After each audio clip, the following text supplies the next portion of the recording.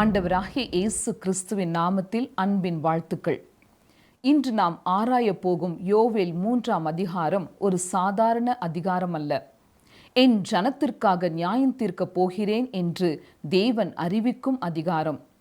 பெருத்த தொனியுடன் கர்த்தர் தேசங்களை கூட்டுகிறார். யோசபாத்து பள்ளத்தாக்கு என்னப்படும் இடத்தில் அவர் தம் ஜனத்தின் குற்றவாளிகளுக்கு நியாயம் தீர்க்கப் போகிறார். அங்கே மனிதர்கள் மௌனமாய் நிற்க தேவனுடைய குரல் ஒலிக்கிறது. ஆனால் இந்த தீர்ப்பு நிகழ்வுகளுக்குள் நாம் காணப்போவது ஒரு நம்பிக்கையின் வெளிச்சம். கர்த்தர் தம் ஜனத்துக்கு அடைக்கலமாக இருப்பார் என்ற அற்புதமான வாக்குறுதி. தீர்ப்பின் நடுவே தோன்றும் இரக்கத்தின் நிகழ்வு. இன்றைய வேத பாடம் நம்மை நியாய தீர்ப்பின் பயத்தில் அல்ல, நம்பிக்கையின் உற்சாகத்தில் அழைக்கிறது. கர்த்தர் நம்மோடு இருக்கிறார், நமக்காக போராடுகிறார். கேட்க ஆவலோடு இருக்கிறீர்களா? தியானிப்போம் வாருங்கள்.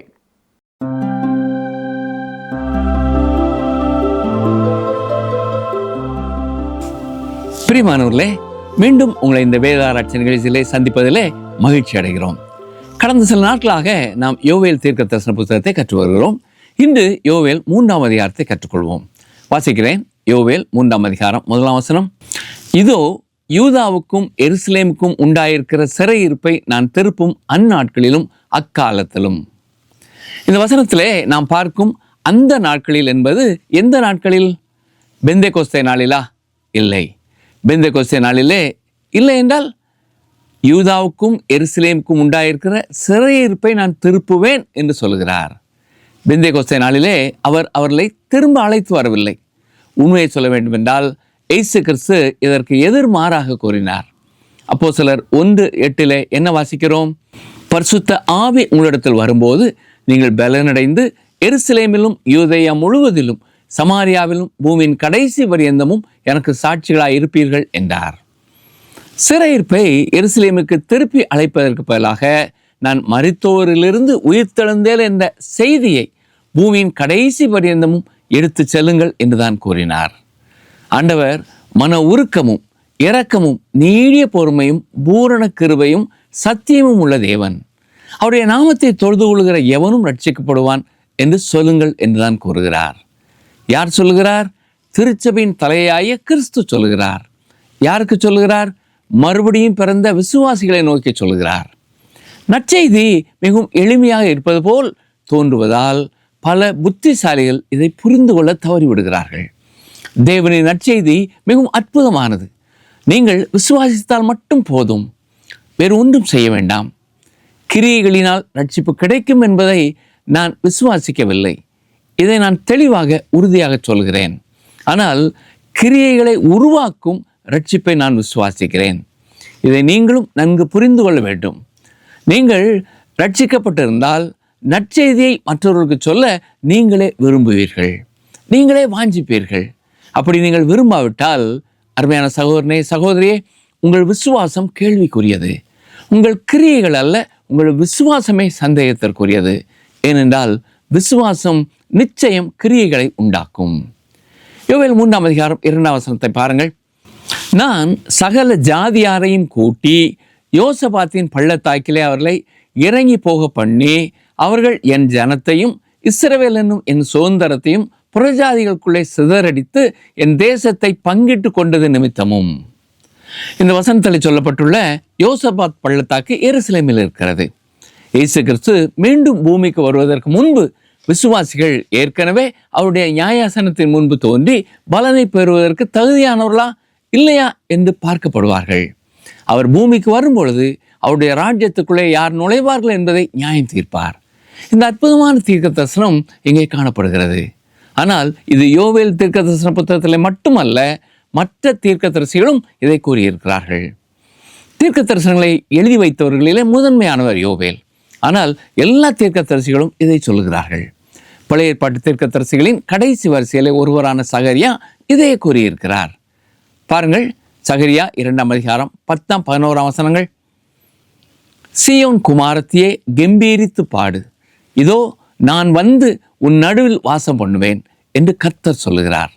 அந்நாளிலே அநேகம் ஜாதிகள் கர்த்தரை சேர்ந்து என் ஜனமாவார்கள். நான் உன் நடுவில் வாசமாயிருப்பேன். அப்பொழுது சேனைகளின் கர்த்தர் என்னை உன்னிடத்தில் அனுப்பினார் என்று அறிவாய். இதுதான் யோவேல் தீர்க்கதரிசியும் ஜனங்களுக்கு கூறிய காரியம். ஆம், அவர்களது விசுவாசம் பிரகாசமான விசுவாசம். கர்த்தர் தம்முடைய ராஜ்யத்தை பூமியிலே ஸ்தாபிக்க வருவார். அதற்கு பின்பு மாம்சமான யாவர் மேலும் தமது ஆவியை ஊற்றுவார். யோவேல் 3 அதிகாரம் 3 அவர்கள் என் ஜனத்தின் பேரில் சீட்டு போட்டு ஆண் குழந்தைகளை வேசி பணயமாக கொடுத்து மதுபானம் பண்ணும்படி பெண் குழந்தைகளை திராட்சை ரசத்துக்கு கிரயமாக கொடுத்தது நிமித்தமும் அங்கே அவர்களோடு வழக்காடுவேன். அவர்கள் என் ஜனத்தின் பேரில் சீட்டு போட்டு என்பது சொத்துக்களை பிரிக்க அல்லது முடிவுகள் எடுக்க பயன்படுத்தப்பட்ட ஒரு பழமையான வழக்கமாகும். இது சூதாட்டத்திற்கு ஒப்பானது. இங்கே இஸ்ரவேலர்கள் மனிதாபமானமற்ற முறையிலே பொருளாக நடத்தப்படுகிறார்கள். இவர்களை வென்றவர்கள் போர் கைதிகளாக பொருட்களைப் போல இவர்களை பங்கிடுகிறார்கள். மேலும் இந்த வசனத்திலே ஒரு பையனை வேசிக்கு பதிலாக கொடுத்தார்கள் என்று வாசிக்கிறோம். இது தேசங்களின் தீவிர ஒழுக்கக்கேட்டை கூறுகிறது. சிறு பையன் அப்பாவித்தனத்தையும் தூய்மையையும் பிரதிபலிக்கிறவன். அப்படிப்பட்ட கள்ளங்கபடில்லாத சிறுவன் வேசியின் வேலைக்கு ஈடாக வர்த்தகம் செய்யப்பட்டான். இந்த செயல் மனித உயிரை விட கொஞ்ச நேர இன்பத்துக்கு அதிக மதிப்பு கொடுக்கப்பட்டதை காட்டுகிறது. அடக்குமுறையாளர்கள் மக்களை பயன்படுத்தி விட்டு அவர்களை தூக்கி எறியும் பொருட்களாக கருதி இருக்கிறார்கள். இன்று எத்தனை தந்தைகள் தங்களுடைய பிள்ளைகளுக்கு சரியான முன்மாதிரியாக இருக்கிறார்கள். அந்த வசனத்திலே அடுத்து நான் பார்ப்பது, ஒரு பெண்ணை மதுவுக்காக விற்று குடித்தார்கள். ஒரு இளம் பெண் மதுவுக்காக விற்கப்படுகிறாள். இது தேசங்களின் குடிவெறியையும் தீயொழுக்கத்தையும் குறிக்கிறது. இந்த செயல் மனித மதிப்பை புறக்கணித்து மது போன்ற தற்காலிக இன்பங்களுக்காக உயிர்களை வர்த்தகம் செய்ததை விளக்குகிறது.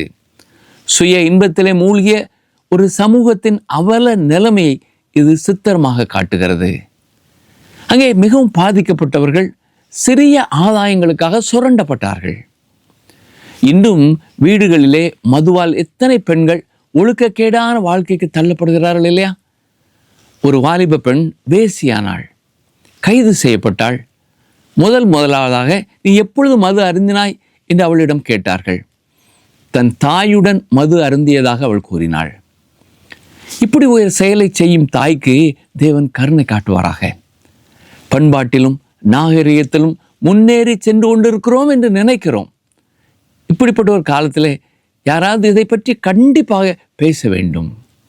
கிறிஸ்துக்குள் பிரியமான சகோதரனே, சகோதரியே, நாம் ஜெட் வேகத்தில் கீழ் நோக்கி போய் கொண்டிருக்கிறோம். அது நம்மை தலை சுற்ற வைக்கிறது. யோவேல் இங்கே விவரிப்பது மிகவும் பயங்கரமான ஒரு காரியம். விலங்குகள் மீதான வன்கொடுமை தடுப்பு சங்கம் சில விசித்திரமான கோரிக்கைகளை வைக்கிறது. இவர்கள் எல்லா விதமான காட்டு விலங்குகளையும் சுடுவதற்கு எதிரானவர்கள். ஆனால் கால்நடைகள் அடிக்கப்படுவதை தடுக்க இவர்கள் இன்னும் கால்நடை கூடங்களுக்கு செல்லவில்லை. ஏனென்றால் இந்த சங்கத்தில் இருக்கும் பெரும்பான்மையானவர்கள் அசைவ உணவு பிரியர்களாய் இருக்கிறார்கள். மாட்டு பிரியாணி, ஆட்டுக்கறி இவை எல்லாவற்றையும் ருசித்து சாப்பிடுகிறவர்களாக இருக்கிறார்கள். ஆனால் இது என் முக்கிய பிரச்சனை இல்லை. ஏனென்றால் விலங்குகள் துன்புறுத்தப்படக்கூடாது என்றும் மனிதனின் பாவத்திலே அவை பெரும்பாலும் துன்பப்படுகின்றன என்றும் நான் ஒத்துக்கொள்கிறேன். ஆனால் இன்றைய மிகப்பெரிய கொடுமை குழந்தைகளுக்கு இழைக்கப்படும் கொடுமை. இது நமது காலத்திலே நடக்கும் மிகவும் பயங்கரமான விஷயங்களிலே ஒன்று. சமீபத்திலே ஒரு செய்தியை வாசித்தேன். ஒரு சிறு பையனின் தாய் ஒரு மோசமான ஒன்றுக்கும் உதவாத ஒரு மனிதனுடன் சேர்ந்து வாழ ஆரம்பித்தாள். அவள் இவளுடைய மகனை அடித்து அவன் துன்புறுத்தி கடைசியிலே கொண்டே விட்டான். அந்த பையன் பிறந்த பொழுது எவ்வளவு அழகான ஒரு குழந்தையாக இருந்திருப்பான்.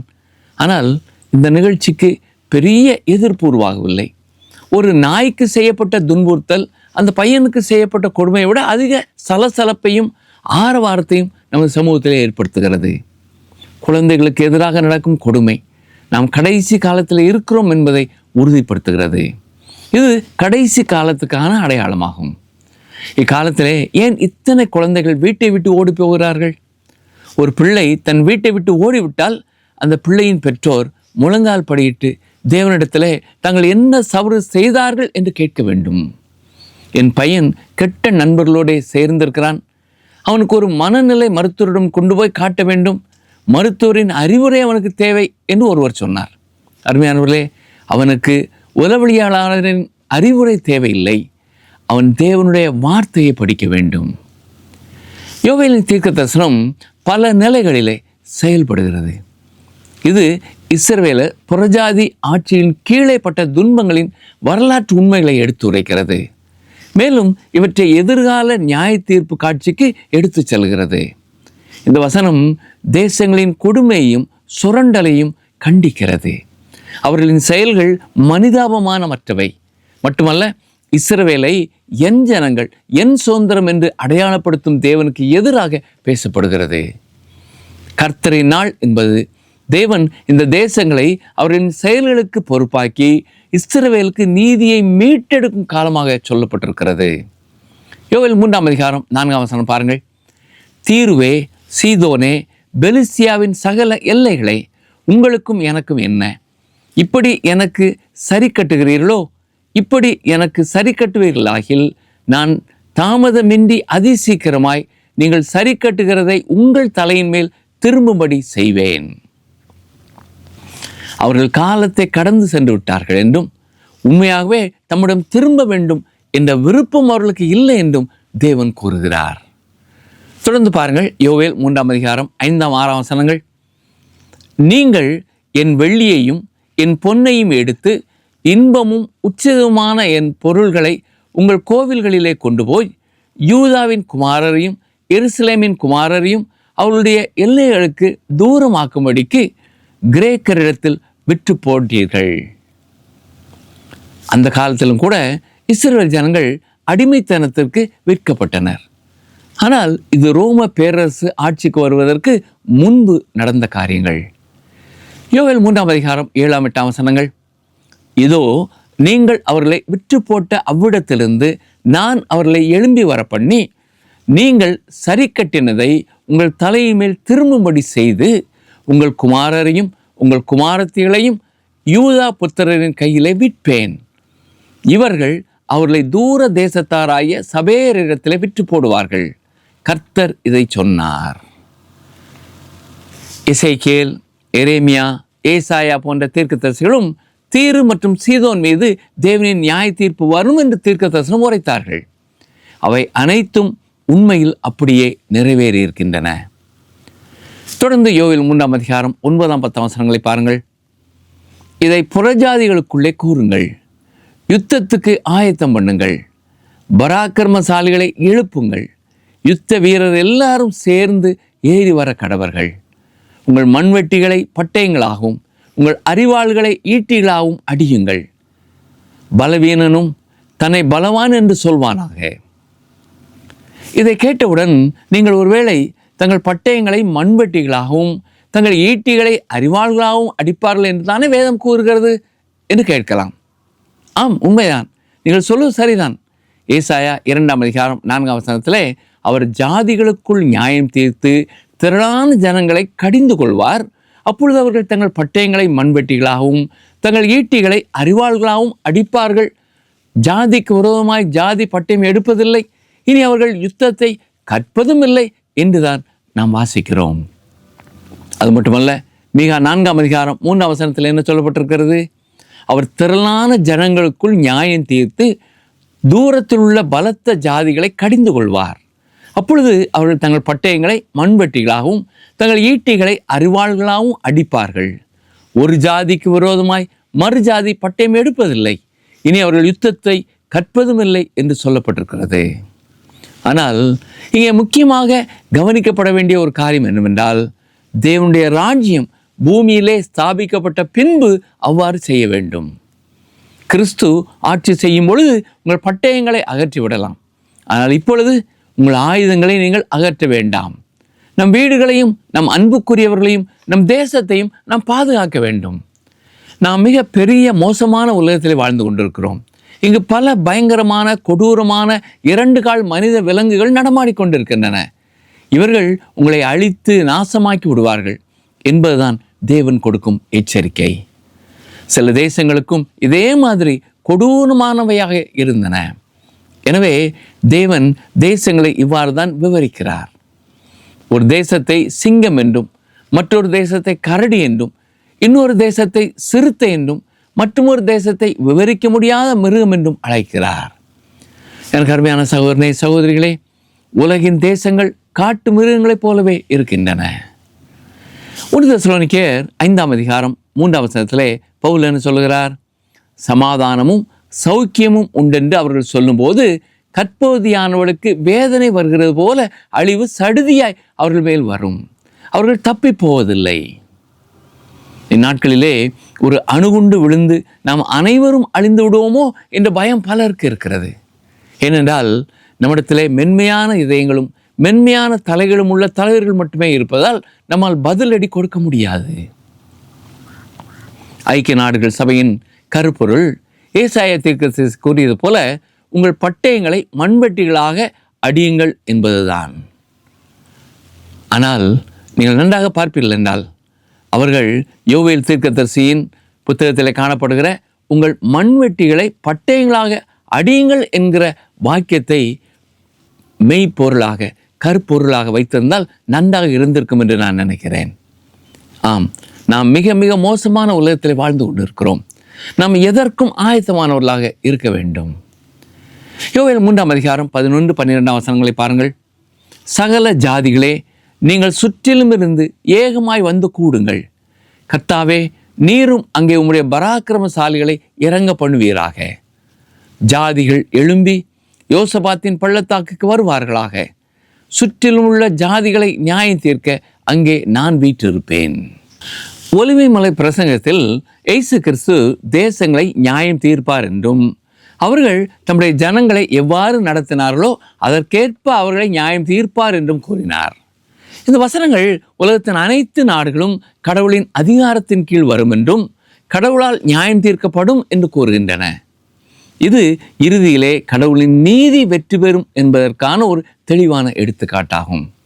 அந்நாட்களிலே உலகமெங்கும் கிறிஸ்துவுக்கு சாட்சியாக விளங்கும் அந்த 1,44,000 பேர்களிலே ஒருவருக்கு நீங்கள் ஒரு கலசம் தண்ணீர் கொடுப்பதும் உங்கள் உயிரை பறிக்கக்கூடும்.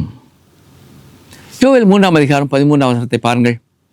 பயிர் முதிர்ந்தது, அரிவாளை நீட்டி அருங்கள், வந்து இறங்குங்கள். ஆலை நிரம்பி இருக்கிறது, ஆலையின் தொட்டிகள் வழிந்தோடுகிறது, அவருடைய பாதகம் பெரியது. அவர் அறுவடையை பற்றி பேசும் பொழுது இந்த யுகத்தின் முடிவை பற்றி பேசுகிறார்.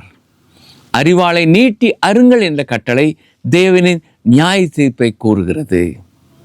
பயிர் முதிர்ந்தது என்பது தேசங்களின் பாவங்கள் முழு அளவை எட்டிவிட்டதால் நியாய தீர்ப்பிற்கான நேரம் வந்துவிட்டது என்பதை குறிக்கிறது. இந்த சூழலில் அரிவாள் தேவனின் நீதியின் கருவியை பிரதிபலிக்கிறது. இது துஷ்டர்களை தண்டனைக்காக சேகரிக்க பயன்படுத்தப்படுகிறது. மேலும் இந்த வசனத்திலே ஒரு அவசரம் தெரிகிறது. தேவனின் நியாய தீர்ப்புக்காக நியமிக்கப்பட்ட நேரம் நெருங்கி விட்டதை இது வெளிப்படுத்துகிறது. இங்கே வந்து இறங்குங்கள், ஆலை நிரம்பி இருக்கிறது, ஆலையின் தொட்டிகள் வழிந்தோடுகிறது என்பது திராட்சை பழங்கள் நசுக்கப்பட்டு மது உற்பத்தி செய்யப்படுவதை குறிக்கிறது. ஆலை நிரம்பி இருக்கிறது மற்றும் தொட்டிகள் நிரம்பி வழிந்தோடுகிறது என்பது திராட்சைகளின் மிகுதியை குறிக்கிறது. இது நியாய தீர்ப்புக்கு தயாராக உள்ள துஷ்டர்களின் கூட்டத்தை குறிக்கிறது. வேதாகமத்திலே பொதுவாக திராட்சையை மிதித்து நசுக்குதல் தேவனின் கோபத்தை பிரதிபலிக்கும் ஓமையாக சொல்லப்பட்டிருக்கிறது. உதாரணமாக ஏசாயா 63ஆம் அதிகாரம் 3ஆம் வசனத்தை பாருங்கள். நான் ஒருவனாய் ஆலையை மிதித்தேன், ஜனங்களில் ஒருவனும் என்னோடு இருந்ததில்லை. நான் என் கோபத்திலே அவர்களை மிதித்து என் உக்கிரத்திலே அவர்களை நசுக்கி போட்டேன். அதனால் அவர்கள் இரத்தம் என் வஸ்திரங்களின் மேல் தெரித்தது, என் உடுப்பை எல்லாம் கரைப்படுத்தி கொண்டேன். அடுத்ததாக வெளிப்படுத்தின விசேஷம் 14ஆம் அதிகாரம் 19-20 வசனங்களை எடுத்து வாசித்து பாருங்கள்.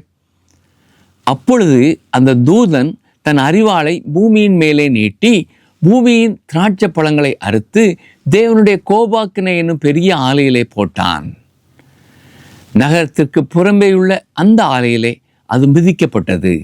அந்த ஆலையிலிருந்து 1600 சாதி தூரத்திற்கு இரத்தம் புறப்பட்டு குதிரைகளின் கடிவாளம் மட்டும் பெருகி வந்தது. திராட்சையை நசுக்குவது தேவனை எதிர்ப்பவர்களின் அழிவை குறிக்கிறது. அடுத்து அவருடைய பாதகம் பெரியது என்பது இஸ்ரவேல் ஜனங்களை கொடுமைப்படுத்தினவர்களின் பாவம் மிக பெரியது என்பதை குறிக்கிறது. இது மனம் திரும்பாத பாவம்.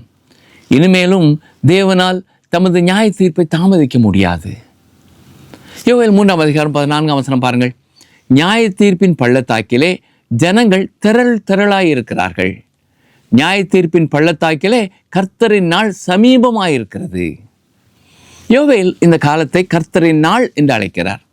இங்கே யோவேல் கூறுவது எல்லாம் கர்த்தரின் நாள் என்னும் காலத்திற்குள் வருகிறது. சபை எடுத்துக்கொள்ளப்பட்ட பிறகு கர்த்தரின் நாள் மகா உபத்திரவத்தோடு தொடங்கி கிறிஸ்து தம்முடைய ராஜ்யத்தை ஸ்தாபித்து தம்முடைய ராஜ்யத்திலே யார் யார் பிரவேசிப்பார்கள் என்று நியாயம் தீர்க்கும் காலமாகிய கிறிஸ்துவின் 2ஆம் வருகை வரை தொடர்கிறது. பின்னர் கிறிஸ்து 1000 ஆண்டுகள் ஆட்சி செய்வார். அந்நேரத்திலே சாத்தான் விடுவிக்கப்படுவான். அப்பொழுது ஒரு குறுகிய காலம் இருக்கும். அந்த காலத்திற்கு பிறகு மகத்தான வெள்ளை சிங்காசனத்தின் கடைசி நியாய தீர்ப்பு நடக்கும். இறுதியாக நித்திய வாழ்வு தொடங்கும். இவை அனைத்தும் கர்த்தரின் நாளிலே அடங்கும். மீண்டும் யோவேல் வானமண்டலத்தில் ஏற்படும் குழப்பங்களை பற்றி பேசுகிறார். கவனிங்கள், வாசிக்கிறேன். யோவேல் 3:15 முதல் 17 வரை.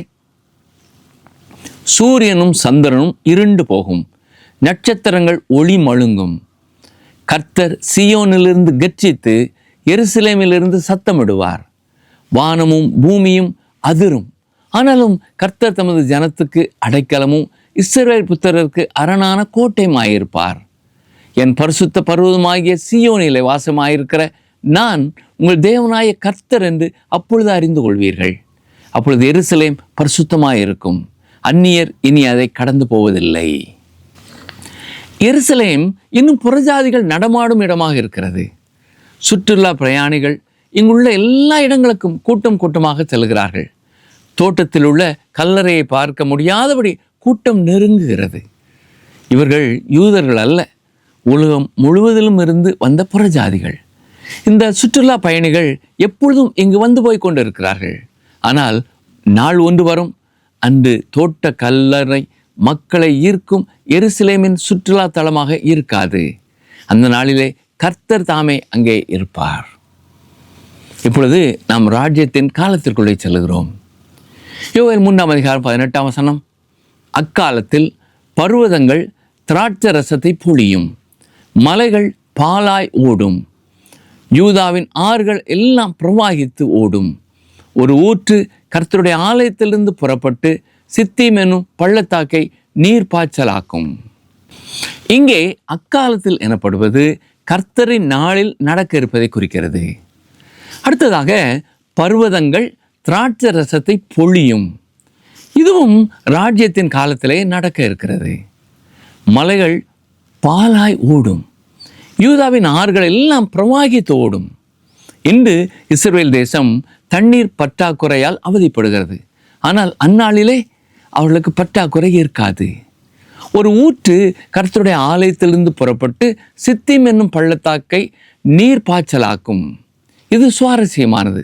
ஏனென்றால் சித்தீம் பள்ளத்தாக்கு யோர்தான் நதியின் மறுபக்கத்திலே இருக்கிறது. எருசலேமிலிருந்து யோர்தான் நதியை கடந்து இந்த நீர் எவ்வாறு பாயும்? இதற்குத்தான் மலை பிளந்து போகும் என்று சகரியா சொல்லியிருக்கிறார். சகரியா 14:4 வாசித்து பாருங்கள். அந்நாளிலே அவருடைய பாதங்கள் கிழக்கே எருசலேமுக்கு எதிரே இருக்கிற ஒலிவ மலையின் மேல் நிற்கும். அப்பொழுது மகா பெரிய பள்ளத்தாக்கு உண்டாகும்படி ஒலிவ மலை தன் நடு மையத்திலே கிழக்கு மேற்காய் எதிராக பிளந்து போகும். அதனாலே ஒரு பாதி வட பக்கத்திலும் மறுபாதி தென் பக்கத்திலும் சாயும். லீபனோனில் உள்ள கிப்லியரின் நாட்டுக்கு வடக்கே இருந்து வரும் நீரோட்டம் கலிலேயா கடல் வழியாக, யோர்தான் பள்ளத்தாக்கு வழியாக, சவக்கடல் வழியாக ஆப்பிரிக்காவிற்கு செல்லாமல் எதிர் திசையில் பாயும். அதாவது கிழக்கிலிருந்து மேற்கு நோக்கி பாயும். யோவேல் 3:19 யூதா புத்திரரின் தேசத்திலே குற்றமில்லாத இரத்தத்தை சிந்தி அவர்களுக்கு செய்த கொடுமையின் நிமித்தம் எகிப்து பாழாய் போகும், ஏதோம் பாழான வனாந்திரமாகும். தேவன் எகிப்தையும் ஏதோமையும் 1000 வருட அரசாட்சியிலும் நியாயம் தீர்ப்பார். அவர்கள் எப்போதும் இஸ்ரவேல் தேசத்தின் பகைவர்களாக இருந்து வந்திருக்கிறார்கள். யோவேல் 3:20-21 பாருங்கள். ஆனால் யூதாவோ சதா காலமாகவும் எருசலேம் தலைமுறை தலைமுறையாகவும் குடியேற்றப்பட்டிருக்கும். நான் தண்டியாமல் விட்டிருந்த அவளுடைய இரத்த பழியை தண்டியாமல் விடேன். கர்த்தர் சீயோனிலே வாசமாயிருக்கிறார். கவனித்தீர்களா? நான் தண்டியாமல் விட்டிருந்த அவருடைய இரத்த பழியை தண்டியாமல் விடேன். கர்த்தர் இன்னும் அவர்களுக்காக செயல்படவில்லை. ஒரு காலத்தில் செயல்படுவார். கர்த்தர் சீயோனிலே வாசமாயிருக்கிறார். இன்று கர்த்தர் சீயோனிலே வாசமாய் இல்லை. இப்பொழுது எருசலேம் மற்றெல்லா நகரங்களைப் போலவும் புறஜாதியார் நிறைந்ததாகவும் மத விரோத போக்கு கொண்டதாயும் இருக்கிறது. ஆனால் கர்த்தர் அங்கே வாசம் பண்ணும் நாள் வரும். அப்பொழுது இவை அனைத்தும் நிறைவேறும். இவை இன்று நிறைவேறியதாக கூற வேண்டுமென்றால் கிறிஸ்து அங்கே இருக்க வேண்டும். ஆனால் இந்த நேரத்திலே அவர் தேவனின் வலது வாரசத்திலே இருக்கிறார். பிரியமானவர்களே, கடைசி காலங்களுக்கு மிக அருகிலே வாழ்ந்து கொண்டிருக்கிற நாம் பரிசுத்த ஆவியானவர் நம்மோடு இருக்கிறார் என்பதை அறிந்து அவருடைய பிரசன்னத்தை உணர்ந்து நாம் பரிசுத்தமாக வாழ நம்மை நாமே அர்ப்பணிப்போமா? கர்த்தரின் கிருபை இன்றும் என்றும் உங்களை காத்துக்கொள்வதாக. ஆமென்.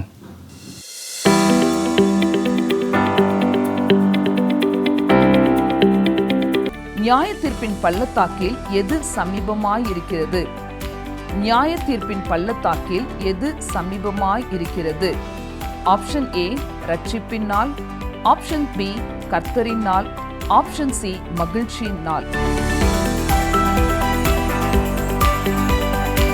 இன்றைய கேள்விக்கான சரியான பதிலை 9962032803 என்ற எண்ணிற்கு வாட்ஸ்அப் மூலம் அனுப்புங்கள்.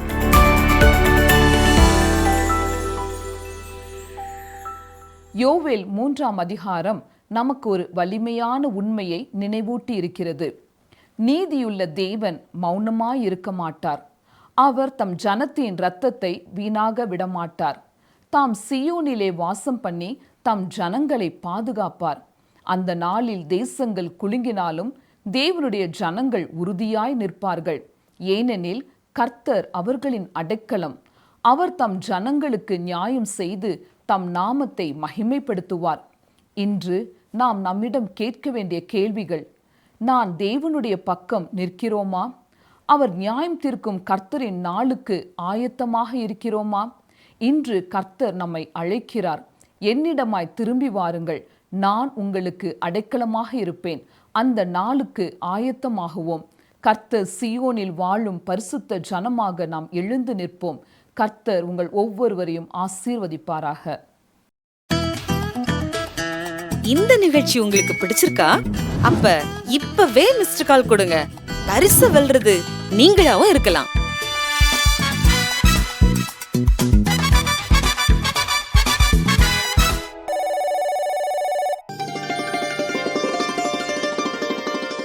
நீ அவர்களுக்கு பயப்பட வேண்டாம், உன்னை காக்கும் படிக்கு நான் உன்னுடனே இருக்கிறேன் என்று கர்த்தர் சொல்கிறார். எரேமியா 1:8.